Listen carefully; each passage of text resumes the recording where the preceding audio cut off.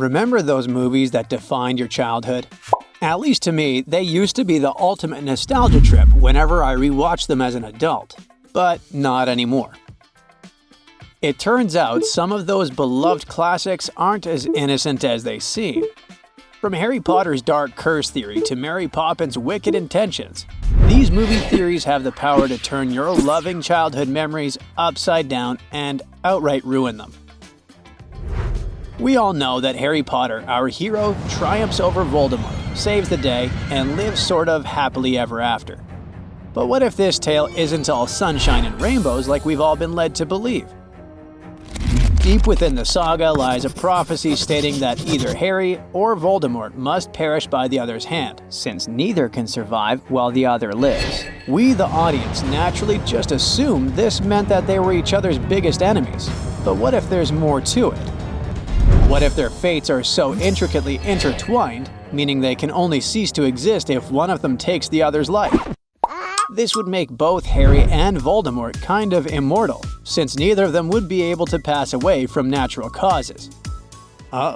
This would also mean Harry would be unable to join his loved ones in the afterlife, the one thing he truly yearns for during the entire saga. Instead, he'd be left to watch as time claimed everyone he loved so dearly. Pretty grim, huh? If that's the case, we might just find ourselves watching out for a sequel called Harry Potter and the Endless Melancholy. Alright, hear me out. What if I tell you that Mary Poppins and Pennywise are the same person? Yes, you all have the right to think that I'm nuts, but I have proof. First off, both of them are supernatural beings popping back into our world every couple of decades. 25 years for Poppins and 27 for Pennywise. Next, they've both got a thing for kids, especially those named Georgie. They thrive on the emotions of their young prey. Mary on imagination and happiness, Pennywise on sheer terror. Plus, they're both showstoppers, weaving singing and dancing into their sinister routines. But here's where it gets really bizarre. They both have a knack for making folks float. Pennywise does it in the sewers, while Mary P insists on making people float with her trusty balloons. And guess who's also fond of balloons? Yep, Pennywise. Especially those red ones. I'm guessing they did this on purpose, but in Mary Poppins Returns, keep an eye out for that little hint with the red balloon. So either our favorite nanny is cut from the same cloth as Pennywise, or she actually is him in disguise. The theory fits kinda perfectly. Every 25 years, this entity comes down to Earth as Mary P, and every 27 years it comes back as Pennywise. One thing's for sure, I'll never watch Mary Poppins the same way again. The beloved Shrek series sure brings out the best of us. Especially since we get to see some of our favorite fairy tale characters throughout the movie while following the adventures of that cute green ogre. Now, take a closer look at Shrek's trusty sidekick, Donkey. He may seem like a fresh creation for the movies, but what if I told you he actually has roots in another tale?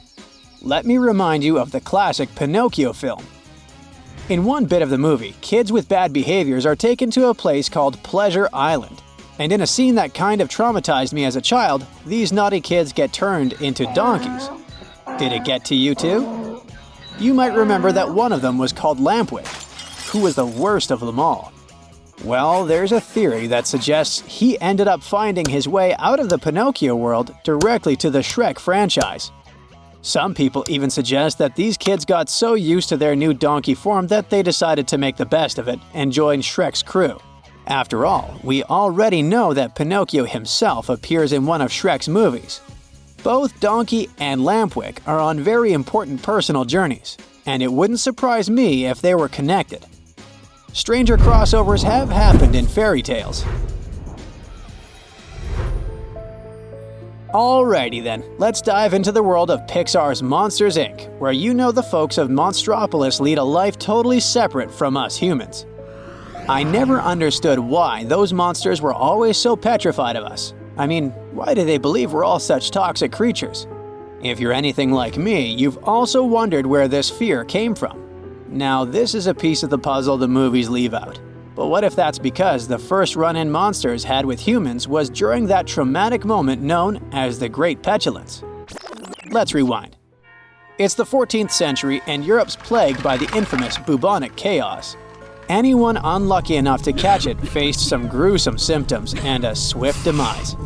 Now, say these cute little monsters opened their first door into the human world right in the middle of this nightmare. Say they catch this super infectious disease and take it back to Monstropolis, spreading panic among their own kind. No wonder they're convinced humans are nothing but trouble. This theory sheds light on why the 2319 incident was such a big deal in the original flick.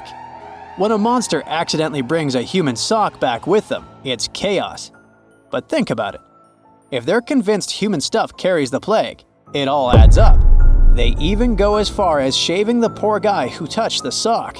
Hey, fleas spread the bubonic plague, so getting rid of his hair would have been a smart move. Mind-blowing stuff, right? Fans of Toy Story movies say they can explain why Woody is so loyal to Andy and wants to stick with him forever. You may have noticed that since the beginning of the Toy Story movies, we see Andy moving from his childhood to college years. But we only ever see his mother. Well, maybe you never noticed that before, but that's why I'm here. The question is, where is Andy's dad in the picture? One theory suggests that before Woody belonged to Andy, he belonged to Andy's absent father. The reason for the absence is the dark part, though. According to this theory, Andy's father would have passed away after a long struggle with polio, before the Toy Story 1 story began. Pretty grim, right? I know it seems out of the blue, but this theory can be traced back to a man named Mike Mozart, who revealed it in an interview back in 2017. Mozart was close friends with one of the creators of Toy Story 1, and apparently that's what was on the writer's mind. It turns out that Andy's dad was also named Andy, and that name was carved into Sheriff Woody not by Little Andy, but in the 1950s by Andy's father.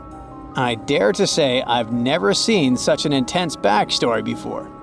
Maybe it was best to leave it out anyway.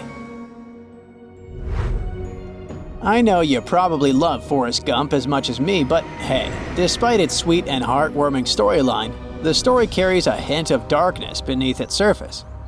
Like Forrest would say, life is like a box of chocolates, and sometimes you get a bitter one. The theory revolving around Forrest's son with Jenny casts a shadow over their supposedly blissful union. There's an important scene in the movie where Forrest and Jenny share a romantic moment. Right after that, you may remember that Forrest proposes to Jenny, pouring his heart out in a display of pure affection. Yet, Jenny's response is lethargic, almost disinterested. The type of reaction that could break someone's heart. It broke mine, I confess. A few months later, Jenny appears pregnant. But here's the theory. Some people say that Jenny might have already been pregnant during her encounter with Forrest, adding a somber twist to their relationship. But knowing Forrest's unwavering love and compassion, he likely embraced the child with all of his heart, regardless of the circumstances. I just feel so bad for him. That's it for today. So hey, if you pacified your curiosity, then give the video a like and share it with your friends. Or if you want more, just click on these videos and stay on the bright side.